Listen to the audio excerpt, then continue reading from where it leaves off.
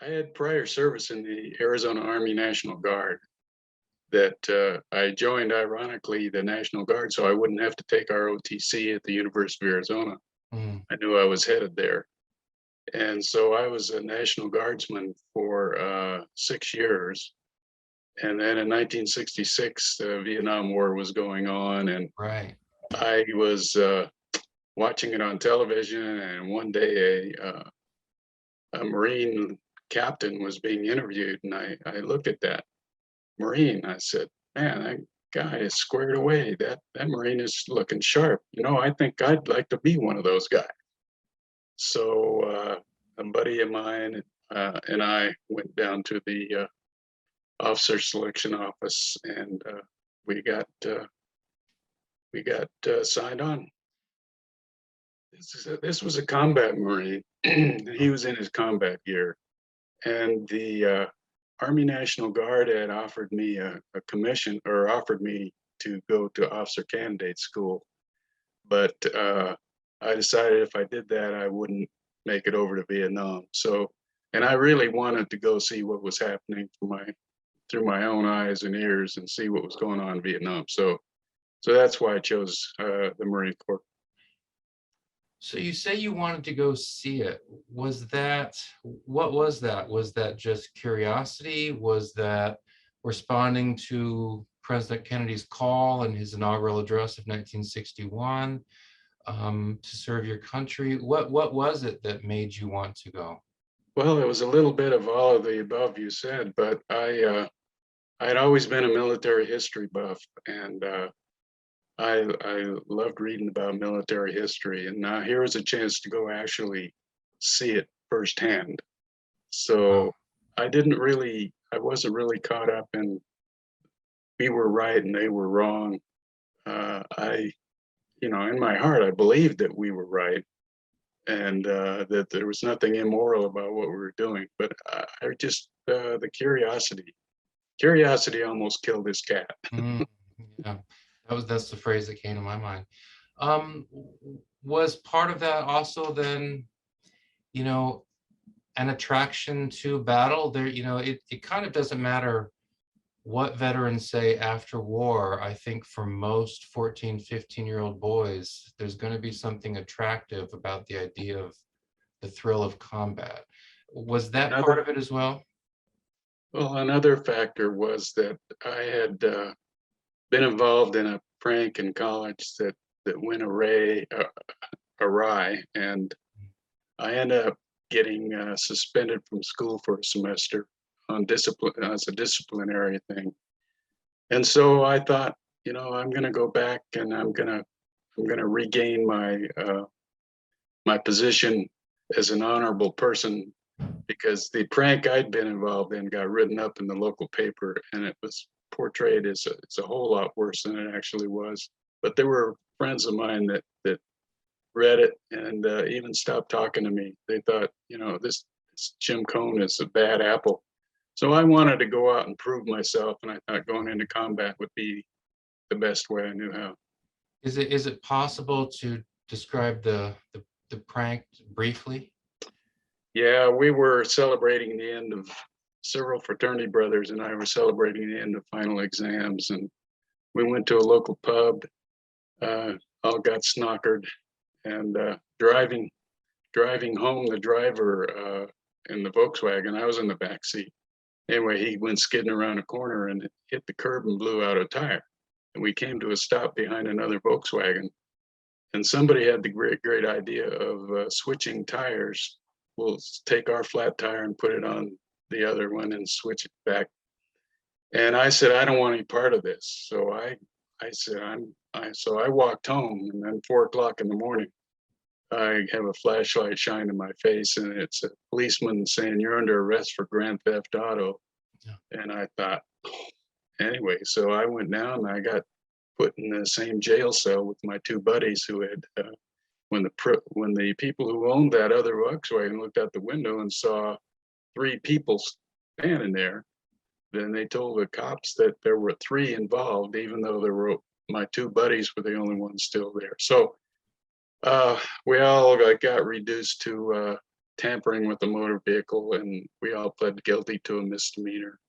And it's just an aside here. The 6 of us that reported to the officer selection officer, 3 of us had arrest records, and Mm. all 3 of us got waivers and were okayed for OCS. If it had been peacetime, we wouldn't have been able to get in. Well, yeah, in 66, things are warming up, aren't they, over in Yeah, Vietnam for sure. So you went right into the Corps, then you did not enlist then in the Marines. You went right in with the intention of I being went into officer candidate school right in. That's just right away. Yeah. uh, And when in 66 was that? that was in October of '66, and I reported into OCS at Quantico. There were 50 of us in my platoon, and 10 weeks later, only 29 of us were still standing in formation, and everybody else had either been kicked out, quit, or got a medical discharge. So there were 29 of us in our platoon that survived OCS. Then we went to the basic school for what was supposed to be 6 months, was knocked down to 4.5 months. Mm. We were all second lieutenants going through learning how to be a Marine officer. And then I had to choose a military occupational specialty, and I chose infantry, artillery, and tanks in that order.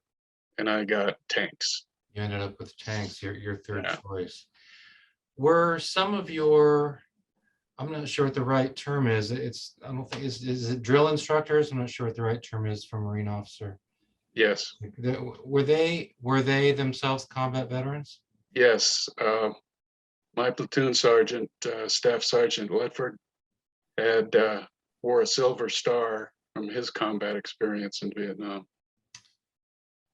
And I know that it's decades ago, but do you remember that being part of your training? Not only is he getting you into better shape physically, not only is he working to toughen you up mentally, but is he also, here and there dropping in information about what's likely coming your way in Vietnam?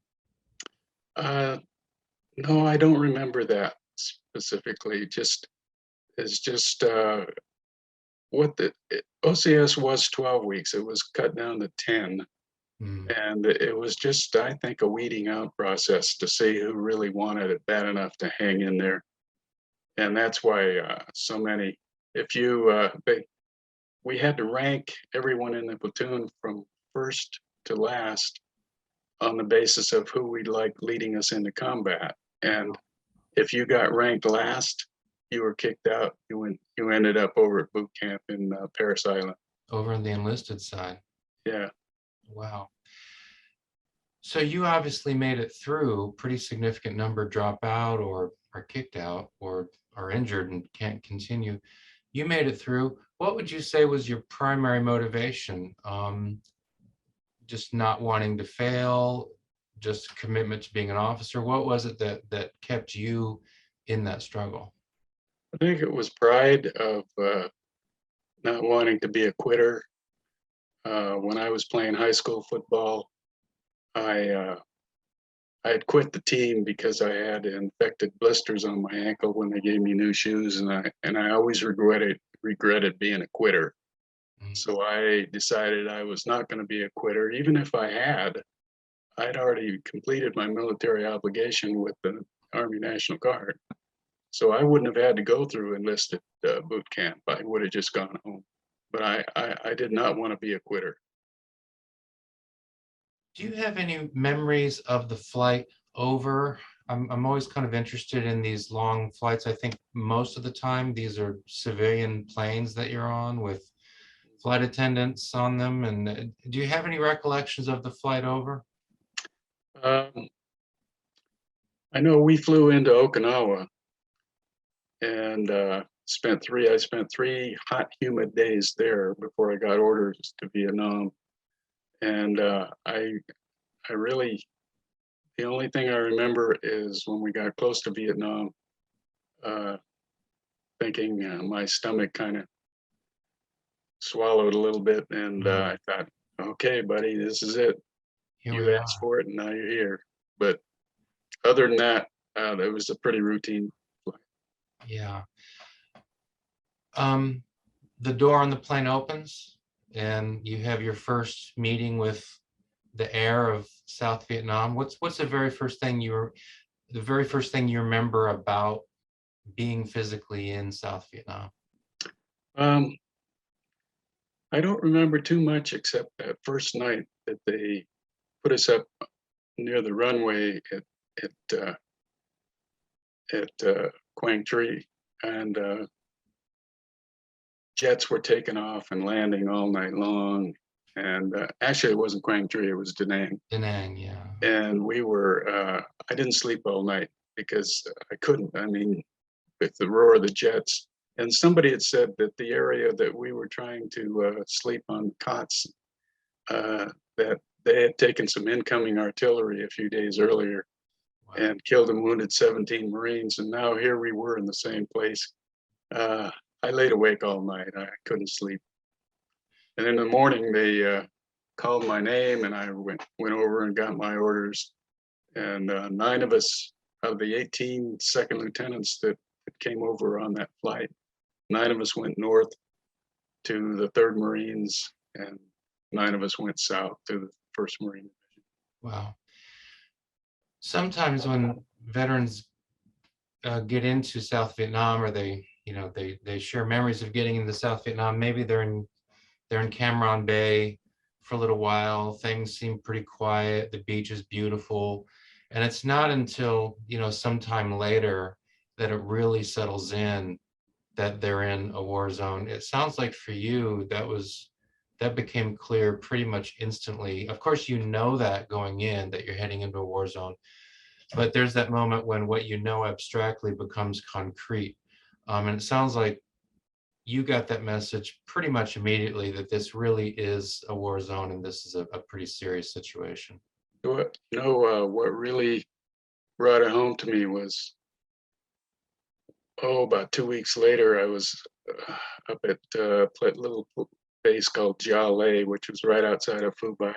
Mhm. That's where 3rd Tank Battalion headquarters was. And a short round from a South Vietnamese artillery piece, 75 millimeter, impacted on a what we call hooch, but it's basically an all wooden mini barracks, and with sandbags around the side, all around the side. And this was a CB unit, and we medevac helicopters were flying after we heard the blast. Shortly thereafter, the medevac helicopters were flying in and out all the rest of the night. So several of us were curious. We walked over there, and when I walked inside, I saw all these cots, about 20 of them, and every one of them had bloody sheets. And what had happened is this friendly, quote, friendly fire shell had impacted right on top of that hooch. And everybody that lived or died, it depended on where they had chosen to sleep that night. And that's when it brought home to me that, hey, if this can happen by accident, what's going to happen when we're really getting shot at on purpose? So that brought it home to me.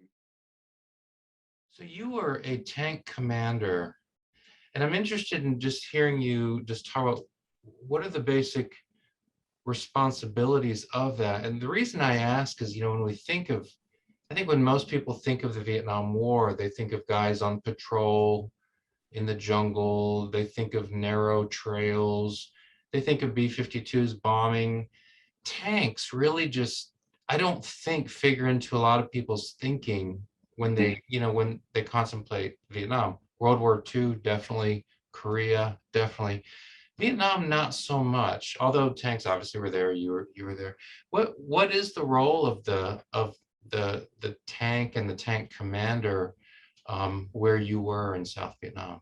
Um, the tank platoon leader is, like I was, both a tank commander of his tank, and he's a commander of the other tanks in his platoon, which normally is 5 tanks.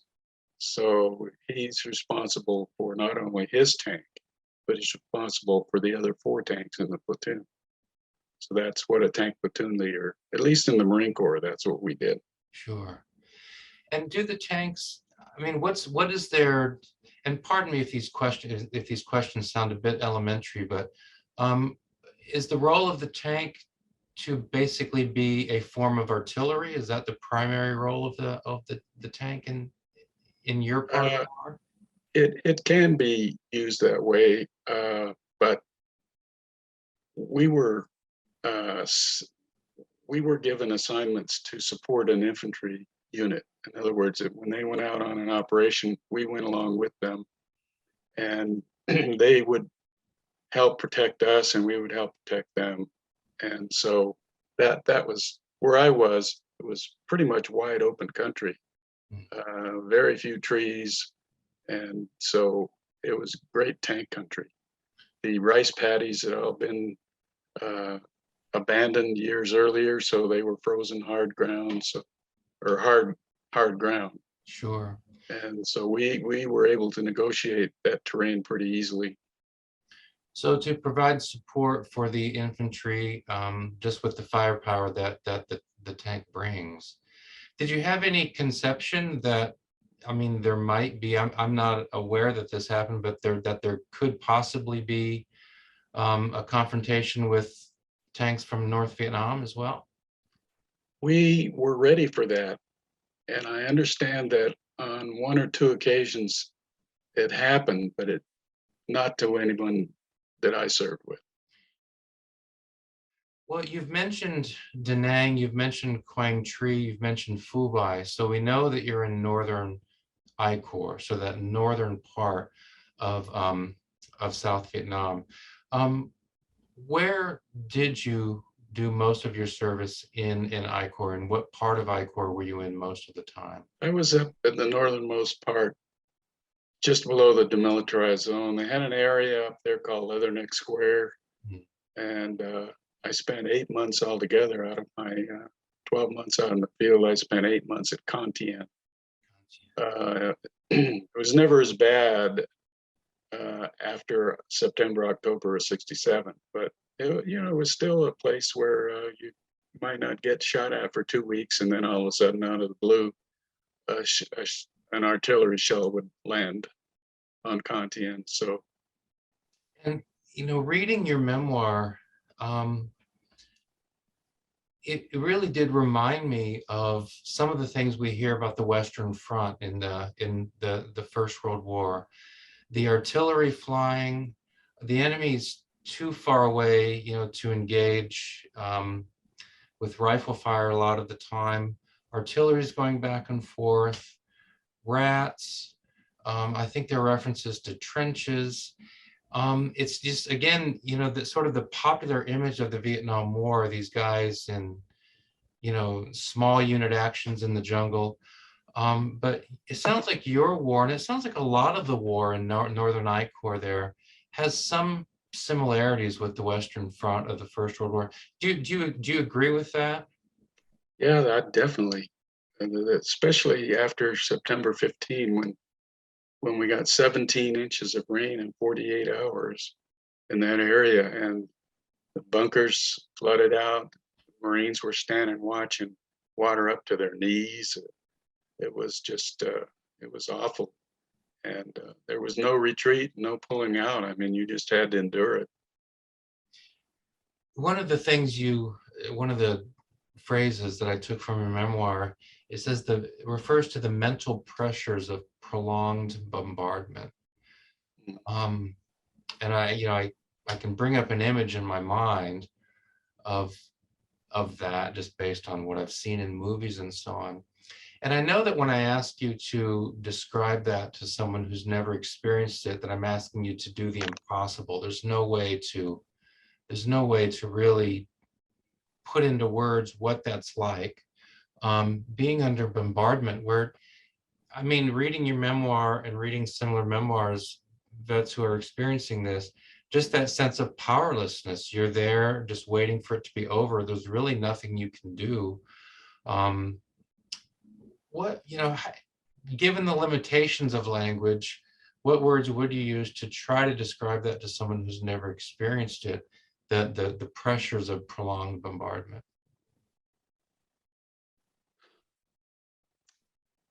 Well, I can speak for myself, Yeah. uh, that, that prolonged anxiety, plus I had the pressures of being in charge Mm, of, 20 Marines and 5 tanks, mm, on top of, should I should I ride my tank over to the staff meeting or should I walk? And if I ride my tank over, then I'm gonna be seen as less than brave, and I don't wanna be seen that way. I'm a Marine officer, so I'm gonna have to walk over there to where the staff meeting is. And then and I also got, I think a lot of us got very religious and superstitious. I was never either one before that, but I carried a pocket Bible with me, and I started going through that, reading some of the Psalms, and yeah. they helped me. They helped me get through that prolonged stress. Just the prolonged stress. How long would these, well, if there's any such thing as a typical bombardment, but what you describe in your memoir is just, I may have forgotten it, but I don't remember a single account in your memoir of what we think of as kind of a traditional firefight in Vietnam. But and maybe that's just slipped from my mind, but I do remember just, here come the artillery again from north of the DMZ. Here it comes again out of nowhere. And then it just goes on and on and on. If there is any such thing as a sort of a typical bombardment, how long would it go on? Well, it wouldn't go on very long because of we had a battery of 105 millimeter howitzers there at Thien, and they would fire counter battery fire right away. And the forward observers, artillery forward observers up on the three hills, each each one of their three hills that made up Thien, and they would call in the coordinates, and we would return counter battery fire really fast. And to me, I was so impressed with the courage of those, what we Marines call them cannon cockers. But they would run out, man the guns, put the right coordinates on, and return fire, knowing full well that an incoming round could land on top of them and they'd all be dead. Wow. You know, they don't give medals for that kind of courage. They're just doing their job. Mm. So you would, the Marines could see where that artillery fire was coming from, then they could get the coordinates and hit back. Would Right. you also get air support that would come in and deal with that? Yes, we did. We did occasionally had air support, and even some B-52 runs up in the demilitarized zone. We would experience the vibrating, our ground would just vibrate from the impact of all those bombs hitting up in the DMZ. What were the rules of engagement? Because it sound as you're describing it now, it sounds like if you take fire from north of the DMZ, then you're firing back. I've Mhm. heard other Marines though say that, there were rules of engagement where we could see them, but we weren't able, we could see them on the other side of the DMZ, but we couldn't do anything. What were the rules of engagement? Well, when I was there during the siege of Contian in late '67, if we saw them out there, we could shoot at. I think there was a time about a year later in '68 where President Johnson uh, declared declared it off limits for us to fire into the DMZ. But when I was there in '67, the only thing we couldn't do was put ground troops into the DMZ, and that frustrated a lot of our Marines because they wanted to go out there and get those, you know whats, and because of, as I understand, if we did invade the DMZ and go up into North Vietnam, there was concern that the Chinese communists would get involved, and then we'd have Korea all over again. Right, yeah. So So you knew that the NVA were in the DMZ, but the US Marines couldn't go get them. If they saw them, they could shoot at them, but they couldn't actually go into the DMZ looking for them. at that time, there was an operation in the next year in July of 1968. It was called Operation Thor, and I was on that operation. We went up into the southern part of the TNC, and we actually engaged quite a few of them there. We basically chased them out of there. Okay, so you did go into the DMZ then, Yeah, but later President Johnson says, yeah, no more no movement. more. Yeah. I see. Okay. You mentioned a minute ago just one of the burdens of being the leader, of being the officer, and you were in Thien, you were a first lieutenant, Second lieutenant, second lieutenant. brand new second lieutenant. So the butter bars, as we called Yeah. them in the Navy. So not much older than some of your enlisted soldiers, and perhaps younger than some of your more senior enlisted guys, I'm guessing. Yes, I had a platoon sergeant who was a gunnery sergeant, had been in 18 years. It was a Korean War veteran, but he and I got along for some reason. We just clicked and we got along really well. And he supported me and I supported him, and it was good for the whole unit to have the platoon leader and platoon sergeant working together. I've heard other young officers who get into situations like that, when they show up and they've got a very senior enlisted sergeant, and that early on they'll kind of let the sergeant run the show. They'll get more familiar, and then they will, formally they're always in charge, but there's kind of an understanding that for a little while, Sarge, you've got it, and I'll observe, and then in a bit, then I'll take over for sure. Is that kind of how it went for you? You kind of let the sergeant run things for a little bit until you I get think, familiar with the yeah, I situation? think for the first week or so, I was,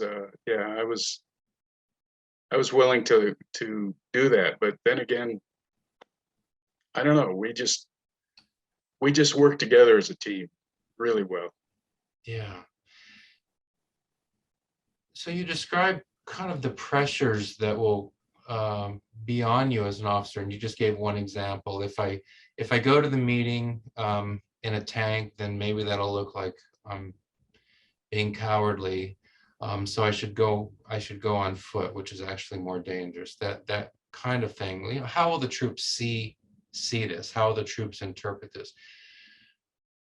And you're dealing with that kind of thing in addition to just the pressures of being where you are. I mean, Thien at the time you're there, is a famously difficult place. It shows up on the cover of Life magazine, right, with this soldier or this Marine looking into the camera with this haunted look in his face. Right.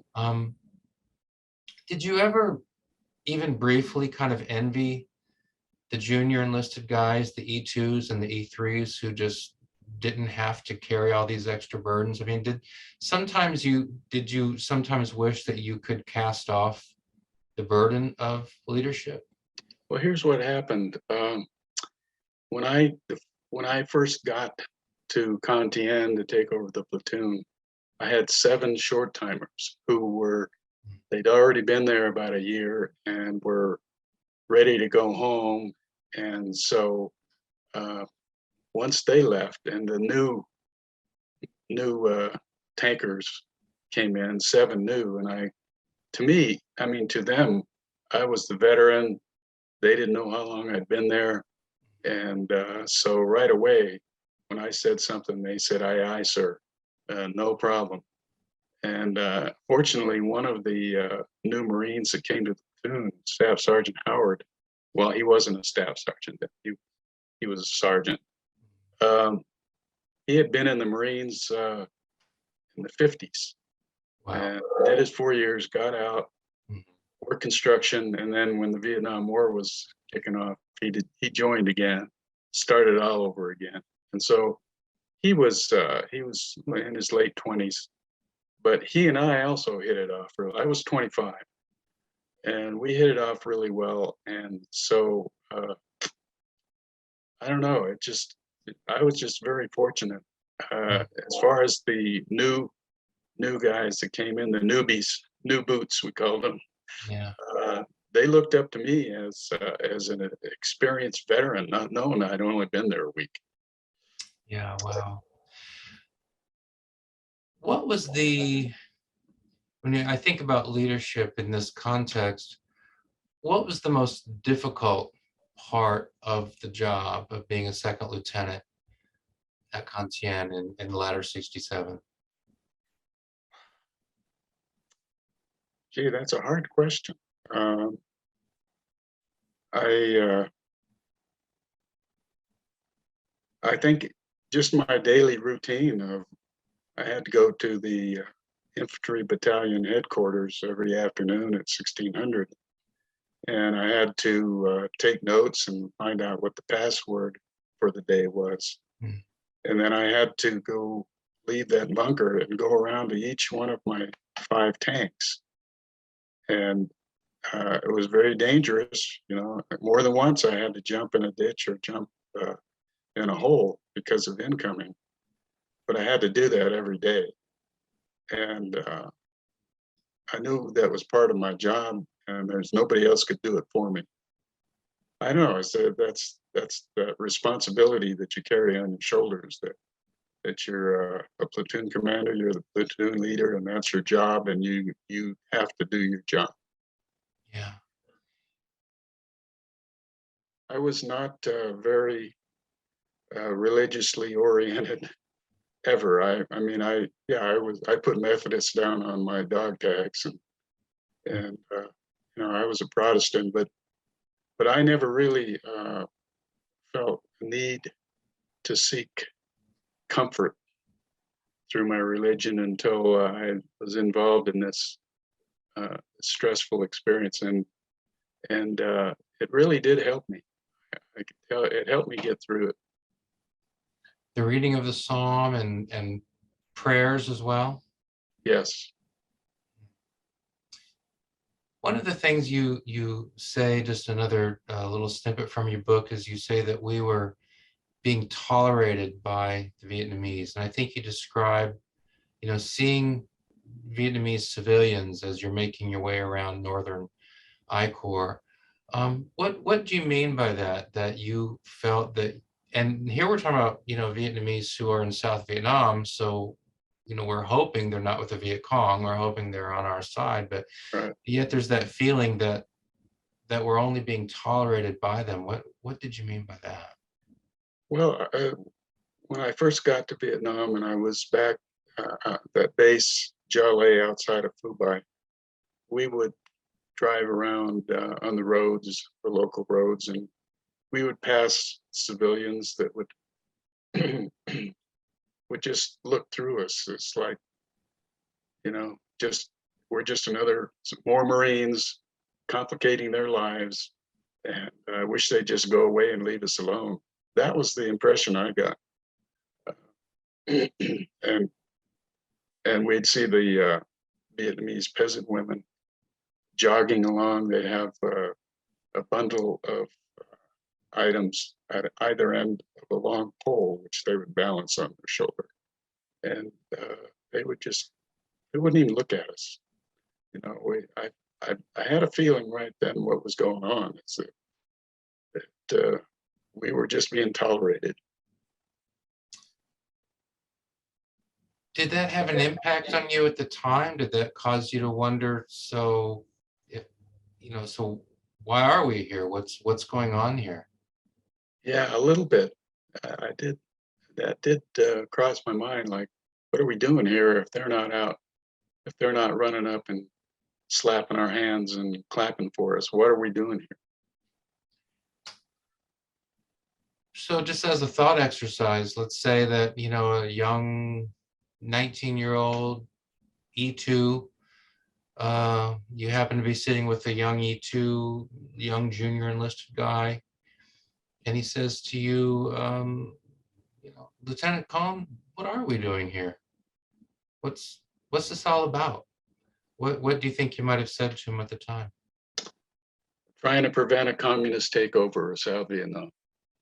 That's what we're doing. Yeah.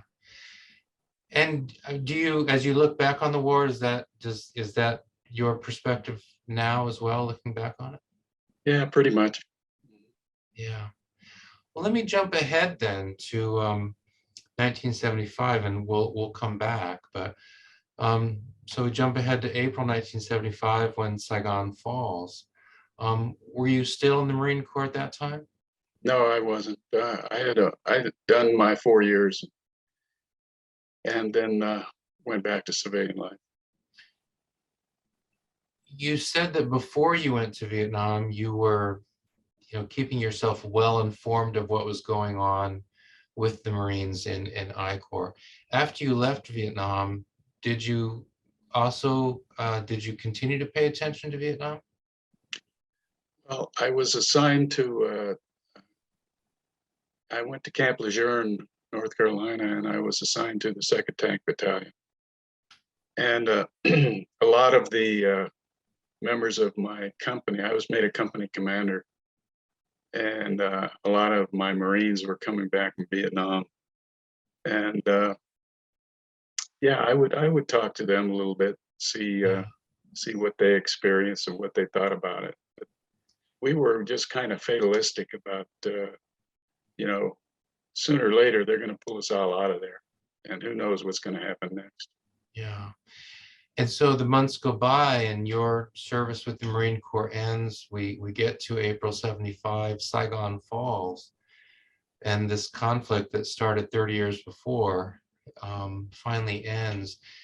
Do you remember what your own personal response was to that event, to the fall of South Vietnam in 1975? Yeah, I was profoundly shook up by that whole thing. In the back of my mind, I kind of believed that, especially when I read how the North Vietnamese were going all out to invade the South, I was pretty sure sooner or later it was going to happen. But I thought that we would step in and help out with our air power and that, and we didn't do that. Congress decided they'd had enough of Vietnam and they wanted out. So, like I said in the book, it wasn't so much that we lost; it's we gave it away. Since we're post-war, let's just talk about that a little bit more, and then we'll go back.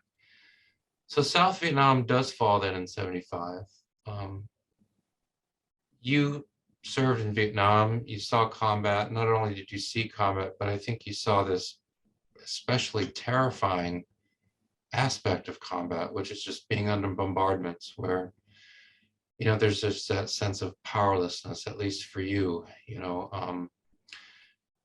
what did you do with Vietnam in the years 76, 77 into the early 80s? Were you like a lot of vets where you just kind of put it away and worked on not thinking about it as much as possible? What did you do with Vietnam the decade after the fall of Saigon? Well, after I got out of the Marine Corps, after leaving active duty, I went to graduate school at San Diego State, and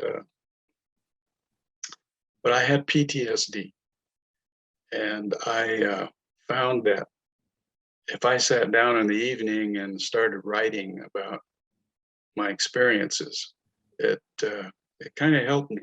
And after a while, it became like a routine for me.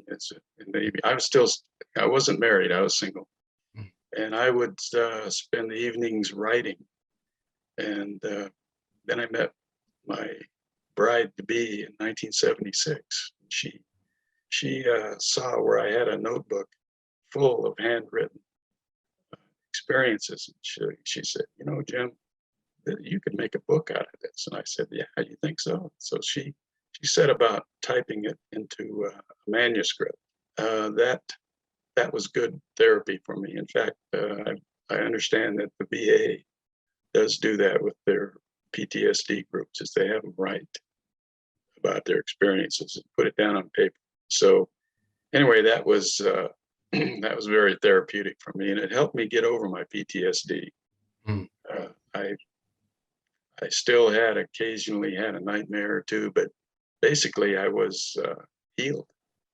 And getting married, meeting the right woman and getting married helped out too. Wow. In 1976.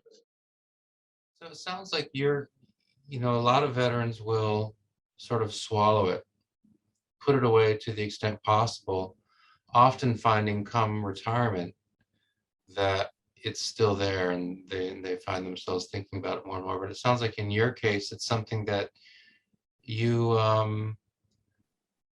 if confront is the right word, you confronted it and you let it go, in the sense of maybe not necessarily doing this kind of thing, but you're writing it down, kind of a, I don't know what the right way of thinking about it is. I'm interested in hearing you say, is it, as you're writing it, is that a way of kind of purging it from you and sending it somewhere else? You're sending it from yourself to the page as you're writing. Do you think it's that kind of process? I think it is. Yeah. I think it just helped get things straightened out in your mind as to what really happened. Well, I hope other veterans will hear you say that, and then we'll do the same. We'll write things down, we'll share, because it's so important. It's being able to talk about it is important, because I was involved in a PTSD group, and that also helped. For 2 years, I went to that PTSD group, and we shared our experiences in that group. That was very helpful. Yeah, another form of getting it out, rather than bottling it in. Yeah. How did the PTSD show up for you? You mentioned nightmares. Sometimes veterans will say that they'll just get instantly really angry over something that they look back on and see was kind of trivial. Um, how did it show up for you? I think maybe some depression and some anxiety. Uh, that that was it, and sometimes nightmares. I didn't. One thing I didn't do is I didn't turn to alcohol and drugs, and so I think what I did do helped me out, because quite a few Vietnam veterans did do that. They got fired from jobs, they got divorced, they had a rough go trying to keep it all inside, thinking nobody wanted to hear about it. We all, when we got home from Vietnam, we got a lot of verbal abuse at the airport, and being called baby killers and cursed at, some other things when we got off the plane that really just added to the PTSD that we already had, knowing that we're coming home. At least we felt like we were coming home to a hostile society that was totally opposed to what we've been doing over there. So I know in the PTSD group, just unanimously, everyone in the group said that the treatment they got when they got off the plane coming home, that made their PTSD worse. You experienced that in the airport. Yes, I did. Was that in California? Yes, In San Francisco area, probably? probably, yeah. Yeah. Yeah, nothing like having a bunch of teenage girls screaming baby killer at you as you're walking across the tarmac. If I could put one of those in front of you right now, what do you think you might say to her? I'm not, that's a hard question. I don't know. My experience has been, though, that quite a few of those teenage girls that were doing that had second thoughts and realized that they had done a lot of damage, that they may have been opposed to the war, but taking it out on the warriors was not the right thing to do. Yeah. Let's go back to the war. Another snippet that I took from your book is you refer to the adversary's show of defiance. And if I remember right, there's a particular passage where, the Marines there in Thien, just south of the DMZ, have the NVA artillery zeroed in, and so they just get hammered. If I remember this particular passage right, they're getting hammered from the ground, they're getting hammered from the air. That's done, and they start firing again.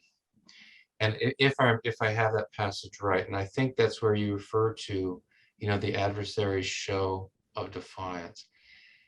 How would you describe the NVA as an adversary? What words would you use to describe them as an adversary in combat?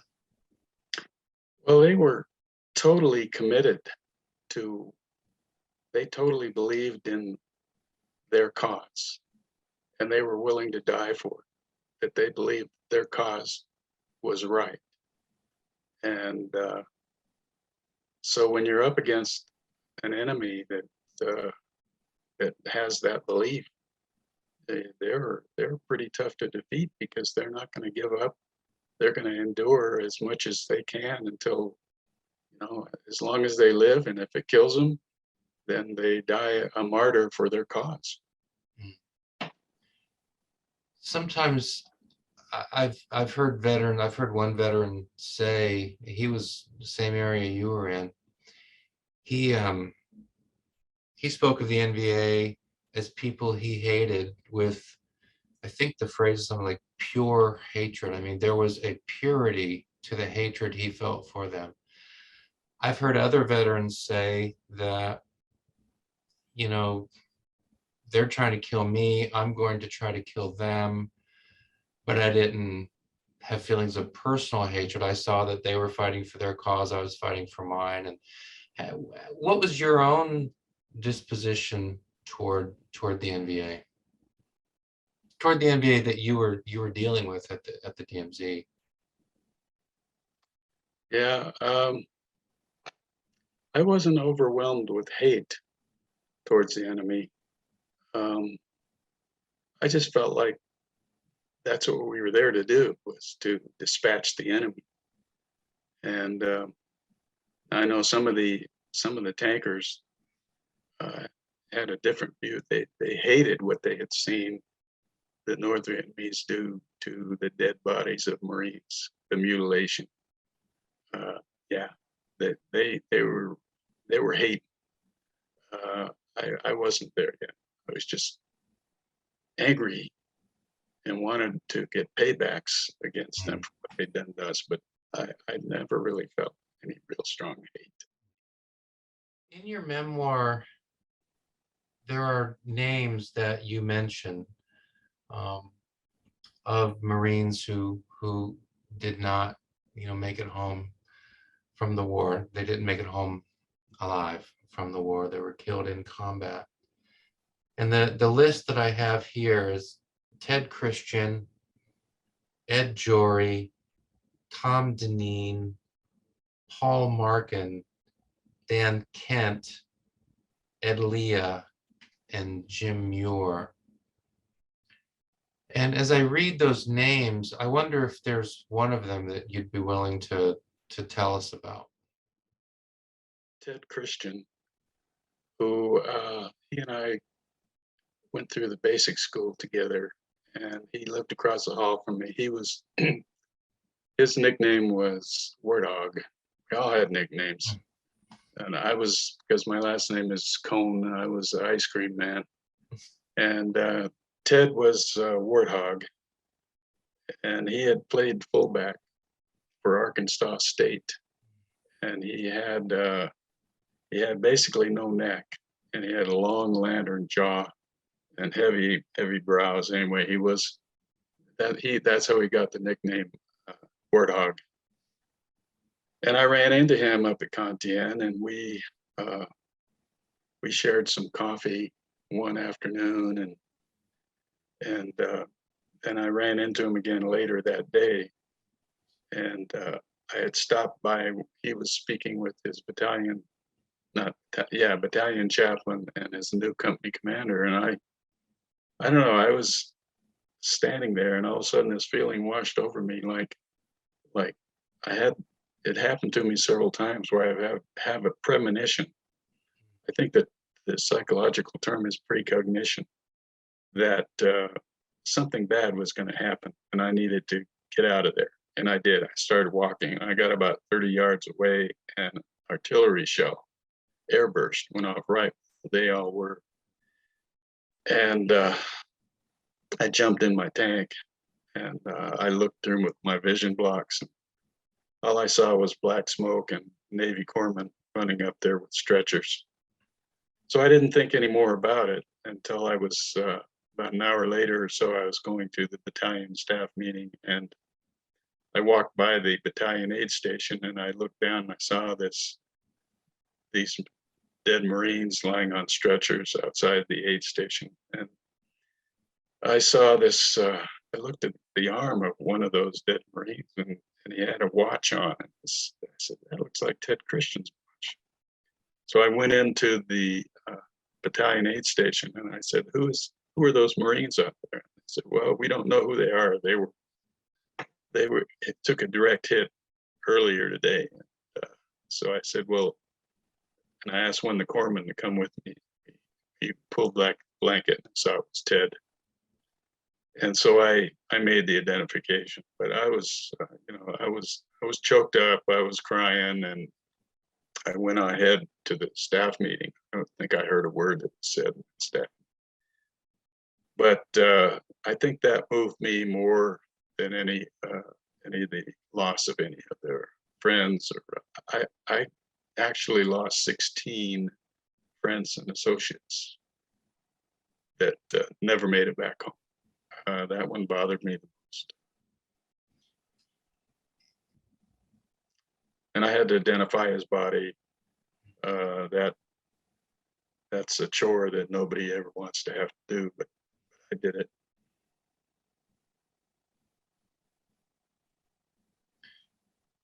So you describe, you walk by the Marines who are laying there covered, and I'm sure you can pull up that exact image in your mind's eye right now. Mhm. When you pull that image up in your mind, what else goes through your mind? What sensation goes through your body? What I'm getting at here is just how the phrase I use is the world of war, how the world of war continues long after the shooting stops. And so when you bring that image to your mind, what else happens as a result of that image coming to your mind? Well, this was a long time ago, of course, and I basically put it to rest. Yeah, sure, I can still see those Marines lying there on a stretcher with their boot toes pointing to the sky and covered by blanket. Yeah, I can see that, but um, I think mercifully, seeing the expression on Ted's face, that's been erased from my memory. I don't see that.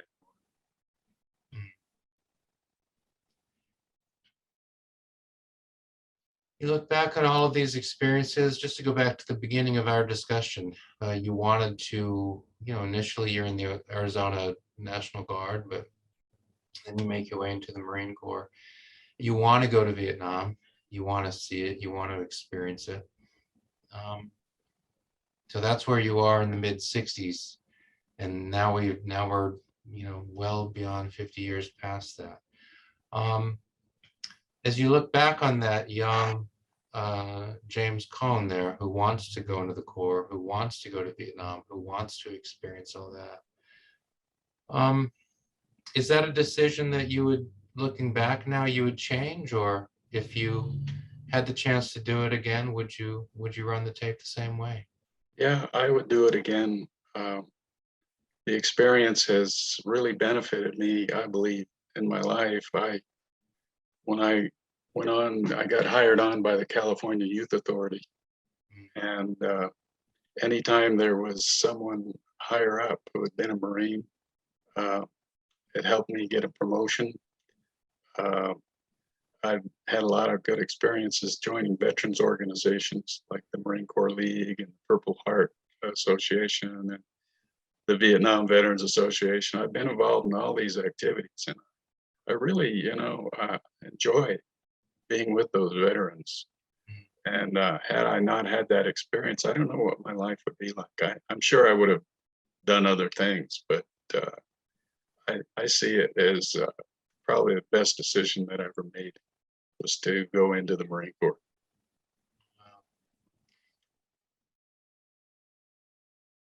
What would you want young people to know about the Vietnam War? Suppose I brought you before a group of interested 20-year-olds. And they, they are genuinely interested in the Vietnam War. They're interested in hearing your experience, but they don't know very much about the Vietnam War. And you just have 2 or 3 minutes to tell them what you think is the most important thing that they should know about it. What do you think you might say? Well, I think the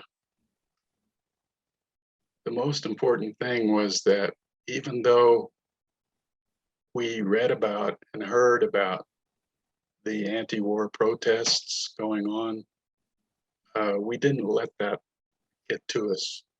That we still carried out our orders. We called our officers sir. We did our best. I know in the Marine Corps, we did our best to be good Marines. And we just sort of put it out of our minds that there were people back home that were totally opposed to what we were doing.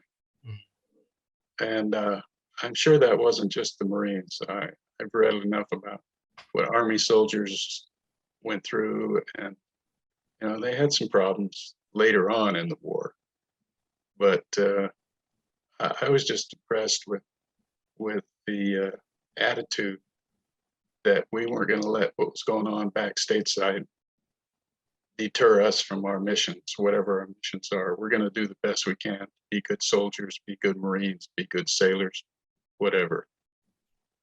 So that's what I would say. You just mentioned the sailors there, which reminds me of the corpsmen. And what memories do you have of a lot of these Navy guys, they go in the Navy not ever imagining they're going to be in a place like Thien. They think they're going to be on some destroyer out in the middle of the Mediterranean. They don't, a lot of them, I don't think, anticipate being in a place like Thien. But here you've got Navy guys who are the corpsmen. Honorary Marines, I think, is how they're perceived as a lot of times. But what thoughts come to your mind as you think about these Navy corpsmen? Well, to give you an example of what the Marine Corps thinks about Navy corpsmen is in our Marine Corps League Association, we allow FMF corpsmen to join us and be regular voting members because we have total respect for their service when they served with us. And I saw them do some really brave things at Thien and other places where the cry would go out for corpsman up, which means there's a Marine that's injured. And they would jump up, grab their stretcher and run over there, knowing that each step they take might be their last. And yet I never saw a corpsman cower or say, heck no, I'm not going out there. No, they went out, they did their duty. And I don't think they got medals for that. That was just what they were trained to do. And we just admired them that they had the courage to do what they did.